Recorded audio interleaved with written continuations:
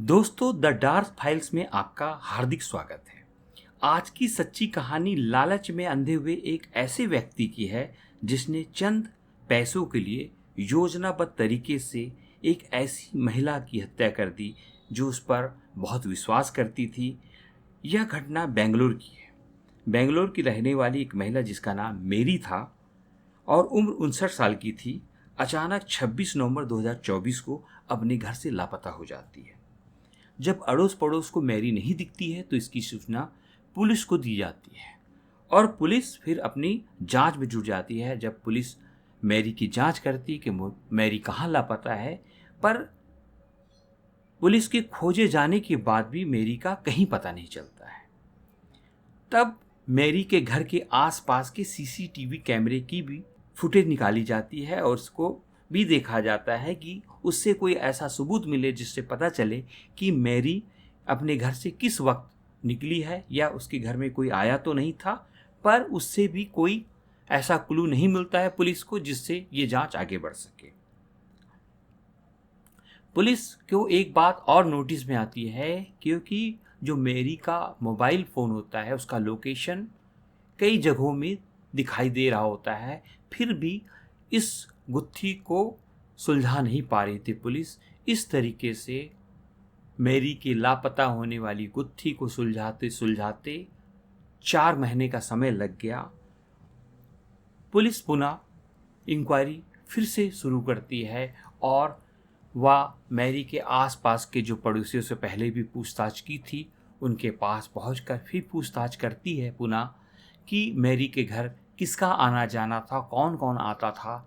तब पड़ोसी बताते हैं कि मैरी अकेले रहती थी और मैरी के घर में काम करने एक लड़का आता था जिसका नाम लक्ष्मण था। वो ऑटो के माध्यम से आसपास पानी सप्लाई का काम करता था और जब भी मैरी को कोई ज़रूरत पड़ती थी तो मैरी उसे ही अपने घर बुलाती थी और वही उसके घर का काम करता था। पुलिस को ये बड़ा एक क्लू मिला था। अब शक की सुइयां लक्ष्मण की ओर घूम गई।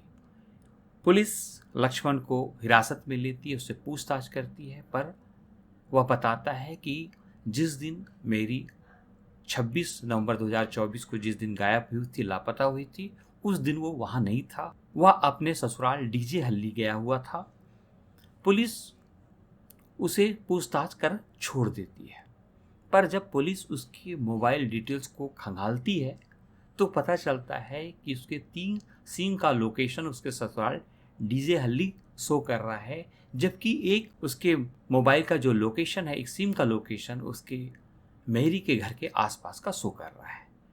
पुलिस पुनः उसे थाने बुलाती है, उससे पूछताछ करती है तो वह गुमराह करने की कोशिश करता है। पर जब पुलिस बताती है कि घटना वाले दिन तुम किसी से बात कर रहे थे, लगातार बात कर रही थी, वो कौन थी और उसका लोकेशन मैरी के घर के आसपास दिख रहा है, तब पुलिस की सख्ती के सामने लक्ष्मण टूट जाता है, अपना अपराध स्वीकार कर लेता है और जो कहानी बताता हुआ इस प्रकार से है।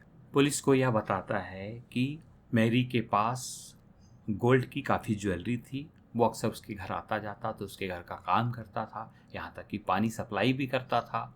वो 2 लाख रुपए कर्ज लिया हुआ था और कई महीने से वह कर्ज नहीं पटा पा रहा था। जिस बंदे से वह कर्ज लिया था वो उस पर कर्ज लौटाने का दबाव बना रहा था और उसके पास ऐसा कोई साधन नहीं दिख रहा था जिससे वो 2 लाख रुपए का कर्ज लौटा सके। तब उसे ख्याल आता है कि मैरी जिसके यहाँ काम करता है और जिसके यहाँ पानी सप्लाई करता है उसके पास गोल्ड की बहुत सारी ज्वेलरी है। अक्सर वह मैरी को गोल्ड पहने देखता था। तब उसने प्लानिंग के तहत 25 नवंबर 2024 को मैरी के घर की लाइट काट देता है, सप्लाई बंद कर देता है। वह जानता है कि अगर मैरी रात को अगर सप्लाई बंद कर दूं तो उसे बुलाएंगे। अंधेरे का फ़ायदा उठाकर वह मैरी के गोल्ड को वहाँ से साफ कर देगा, अब मैरी को पता भी नहीं चलेगा। इस इरादे से वो मैरी के घर की लाइट काटता है, पर मैरी 25 नवंबर 2024 को लक्ष्मण को नहीं बुलाती है।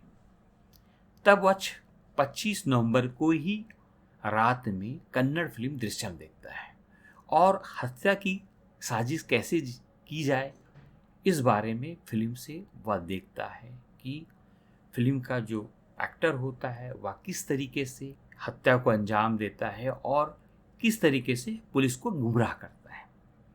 रात भर वह फिल्म को कई बार देखता है और प्लान के तहत 26 नवंबर 2024 को वह मेरी के घर पहुंचता है और मौका पाते ही मेरी की हत्या कर देता है। हत्या करने के बाद 26 नवंबर 2024 को ही रात को वह बोरे में मेरी की लाश को डालता है और वहीं करीब एक कचरा फेंकने की जगह होता है, कचरा का डंपिंग यार्ड होता है, वहाँ जाकर गड्ढा खोदकर उसी यार्ड में मेरी को दफना देता है। और फिर मेरी का मोबाइल ऑन करता है और एक जो कचड़े गाड़ी वहाँ से जो गुजरने वाली होती है उस पर वह डाल देता है। वह इसलिए ये करता है कि इससे मेरी के लोकेशन बदलता रहे और पुलिस गुमराह होती रहे। इसलिए पुलिस को मेरी का सही लोकेशन का पता नहीं चलता है। पुलिस लक्ष्मण को गिरफ्तार कर लेती है, उसे जेल भेज देती है। दोस्तों, इस कहानी को सुनकर आपके मन में क्या विचार आ रहे हैं? अगर यह कहानी आपको पसंद आई तो कृपया लाइक, शेयर एंड सब्सक्राइब करें मेरे चैनल द डार्क फाइल्स को और कमेंट्स जरूर करें।